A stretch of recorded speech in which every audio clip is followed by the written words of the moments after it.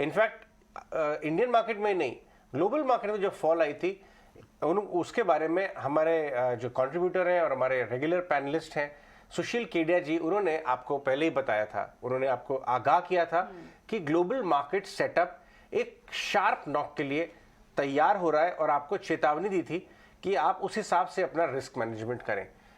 और सुशील केडिया जी आज हमारे साथ जुड़ रहे हैं वापस आगे की राह दिखाने के लिए। सुशील, गुड आफ्टरनून। आपकी बात तो काफ़ी हद तक एकदम सही हुई, शार्प नॉक लगा, बाजार यूएस मार्केट डेज लो बंद हुआ, कोई रिकवरी भी नहीं आई वहां से। हालांकि इंडियन मार्केट अपने चाल पे चले। अब आपको क्या तस्वीर बन के आ रही है? क्या ये शॉर्ट लिव्ड है करेक्शन, ये जारी रह सकता है? तो इसमें देखिए दो बातें हैं। तो पहले जो थोड़ी सी रोचक बात है, आज जिस प्रकार का बर्ताव बैंक निफ्टी ने किया, इस पर वो पाकीज़ा फिल्म का राजकुमार का डायलॉग याद आता है जो उन्होंने मीना कुमारी को कहा था, आपके पांव देखें बड़े हसीन हैं, इन्हें जमीन पर मत उतरने दीजिएगा। तो अगर जो कोई बाजार के राजकुमार है, उनको ये बैंक निफ्टी नाम की मीना कुमारी के पांव जमीन पे आने नहीं देने। उस जमाने में आप किसी ट्रेन के कंपार्टमेंट में बिना खटखटाए घुस जाया करते उस तरह की मूवी थी वो। लेकिन कॉन्वर्सेशन बहुत हद तक राजकुमार को लेकर ये राजकुमार इनके फेवरेट है, दोनों राजकुमार इनके फेवरेट रहे हैं और ये सारी चीजें रेफरेंस राजकुमार के डायलॉग से भी निकालते हैं सुशील जी। क्यों सुशील जी आप यही बात कर रहे हैं? तो देखिए, अगर अब कोई राजकुमार हो गया है और बैंक निफ्टी उनके लिए मीना कुमारी हो गई है, तो इस तरह की मोहब्बत और इस तरह की ताकत, ये जो मोहब्बत का जो जुनून होता है, उसका सामना नहीं करना चाहिए। पर अब किसी की ताकत है, इतना 10,000 पॉइंट बैंक निफ्टी के बढ़ने के बाद भी नीचे के स्तरों से यहाँ पे भी अगर मोहब्बत है, तो मुझे लगता है कि भयंकर शॉर्ट स्क्वीज है।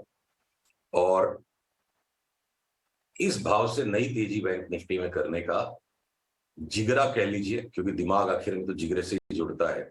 अगर विश्व के पूरे बाजारों में कोहराम और हड़दंग मचा हुआ है और उसको देखते ही सवेरे सवेरे जिन लोगों ने भी बेच दिया, आज उनकी तो सजाए मौत हो गई। तो ऐसे माहौल में जब मार्केट सिर्फ वॉलेटाइल नहीं है, बिल्कुल आउटराइट वायलेंस है, बहुत ज्यादा शॉर्ट टर्म ट्रेडिंग का व्यू हर किसी चीज पर लेने का साहस मुझ में तो नहीं है। उसी तरफ आप देखोगे कि बैंक निफ्टी की वजह से खींचते खींचते निफ्टी भी तकरीबन कल के बंद भाव तक आ गई। तो ऐसे परिवेश में मैं अभी भी जो सामान्य रूप से व्यापार किया जा सकता है, उसी में सामान्य ज्ञान या सामान्य बुद्धि का इस्तेमाल हो सकता है।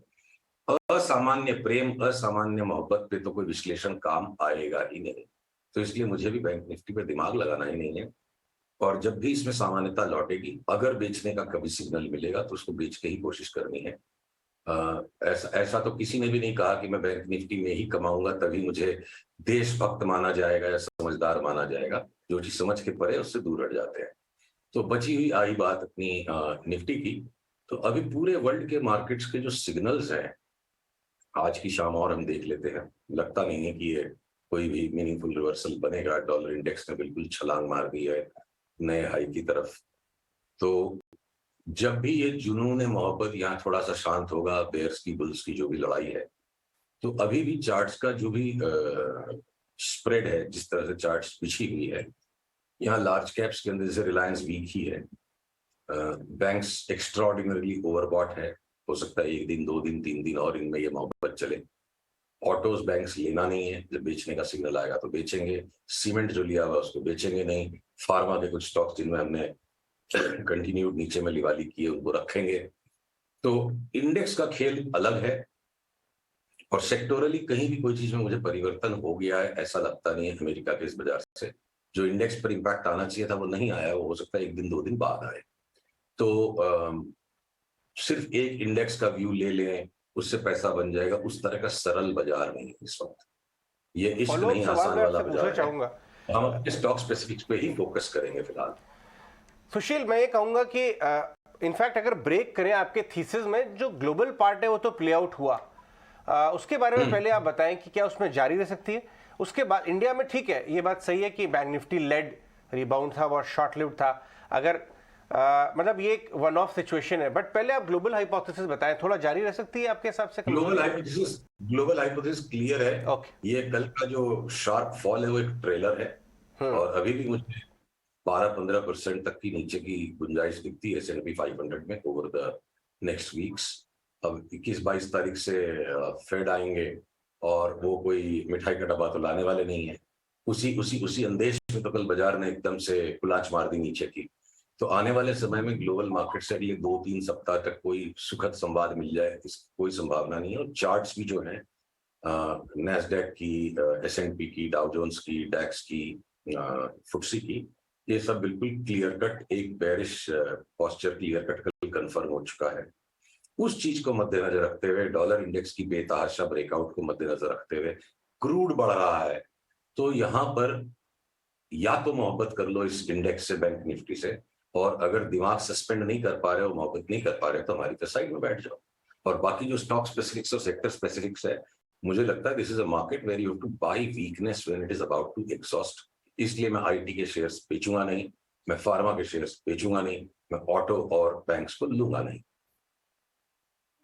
सुशील, गुड आफ्टरनून। आईटी के आपने खैर मेटल में एल्यूमिनियम पैक की भी बात की थी, और एल्यूमिनियम पैक में भी हम देख रहे हैं कि स्टील पैक से ज्यादा स्ट्रेंथ है, लेकिन ऐसे में अब आप दोनों ट्रेड आप बता रहे हैं वो बहुत ही मुश्किल है कि या तो साइडलाइंस हो जाए। बाजार में जो तेजी इतनी बनी हुई है, इसमें तो फिर बहुत फियर ऑफ मिस आउट रहेगा बहुत ज्यादा।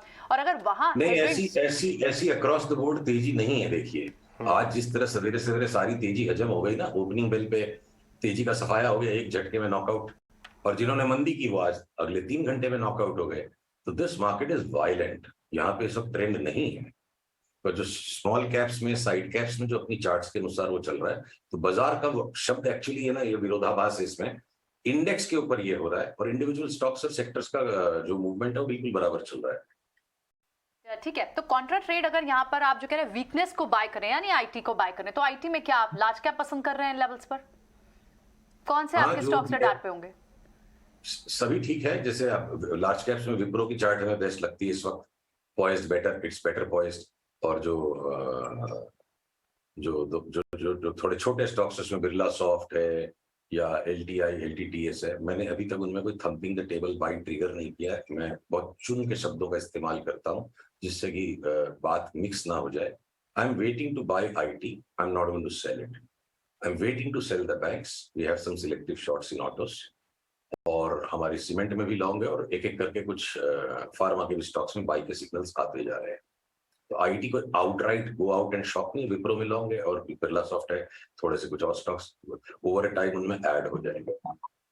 बिल्कुल सुशील, गुड आफ्टरनून। सही कह रहे हैं आप, सीमेंट तो अलग स्टोरी बनता जा रहा है। अब तो ट्रिगर्स कम पड़ रहे हैं क्योंकि हर हफ्ते हम देख रहे हैं सीमेंट सेक्टर में अच्छी मजबूती नजर आ रही है। लेकिन इस बीच बैंकिंग स्पेस, ऑफ कोर्स आज हमने देखा जितनी तेजी लगातार कई दिनों से नजर आ रही है, उसके बदले हमने एक पॉज दिखा। लेकिन इस वक्त अगर देखें private bank space, PSU bank space में अच्छी मजबूती है। इंडसइंड बैंक के काउंटर जैसे स्टॉक्स हैं, आज हम सुबह ब्रोकरेज रिपोर्ट्स भी देख रहे थे जो कि इंडसइंड बैंक पर काफी पॉजिटिव थे। उस वक्त स्टॉक में भी अच्छा पॉजिटिव अप मूव है। बैंकिंग में निजी बैंक क्षेत्र हो चाहे सरकारी बैंक क्षेत्र, आपकी नजर कहाँ है? नहीं, हमारी तो कई बार इस पर बात हो चुकी है। जो भी छोटे अनग्लैमरस बैंक है वो हम पकड़ के बैठे हैं, और लार्ज के बैंक्स को हम बेचने के इंतजार में है। वहां हमारी कोई पोजीशन नहीं है। मतलब 660 का अगर ICICI बैंक आज 920 हो गया, तो या 920 में मुझे नहीं लेना है। मैंने UOB, IOB, RBL, DCB, ये सारे जो लेस देन ग्लैमरस बैंक थे जहां हमें डबल ट्रिपल तक का मूवमेंट दिखता है, पर मैं बंधन बैंक को शॉर्ट करने के इंतजार में हूँ। ICICI बैंक की, HDFC की जो भी अभी दादागिरी चल रही है उसको हम दूर से देखेंगे। We are long on the or holding in cash the deliveries on the smaller banks, और large cap banks extremely overbought है और यहाँ trading game चल रहा है, तो जिसमें इस वक्त participate करने के लायक clarity और signal नहीं। Maybe if and when that sell signal comes, we will be using the large banks to only sell. We will not buy them. They've overdone their game. ठीक है, बिल्कुल। जैसे हम अपने वॉच लिस्ट में भी रख रहे हैं और आपके यहाँ पर कमेंट्स भी हमने नोट डाउन किए हैं, लेकिन साथ ही केडिया जी आपसे ये भी जानना चाहेंगे कि लॉजिस्टिक्स स्टॉक में काफ़ी अच्छा एक्शन नज़र आ रहा है आज के सत्र में। अगर देखें काफ़ी पॉजिटिविटी है। ऑफ कोर्स अनुमान ये भी लगाया जा रहा है कि 17 सितंबर को लॉजिस्टिक्स पॉलिसी आने वाली है, उससे ठीक पहले यहाँ पर एक्शन है, लेकिन सेक्टर को आप कैसे देखते हैं? हाँ, ये सारे स्टॉक्स की सबकी चार्ट ठीक है। ये सब आप ट्रेंड्स ज्वाइन करने लायक है। One can still add more और get enough fresh. All right, Sushil ji बहुत बहुत शुक्रिया आज हमसे बात करने के लिए। सुशील केडिया हमसे बात कर रहे थे कि बैंक्स में, लार्ज कैप बैंक्स में उनको एग्जॉशन लग रहा है, वेटिंग टू सेल। कुछ मिड कैप बैंक्स को पकड़ के बैठे, ऑटो भी उनको लग रहा है कि एग्जॉस्ट है मूव। और आज की जो बाजार की वन साइडेड स्ट्रेंथ आप देख रहे हो, बैंक निफ्टी के सामने खड़े होने के लिए नहीं कहेंगे, बट ये कह रहे हैं कि अभी भी ओवरऑल हाइपोथेसिस मंदी का ग्लोबली बन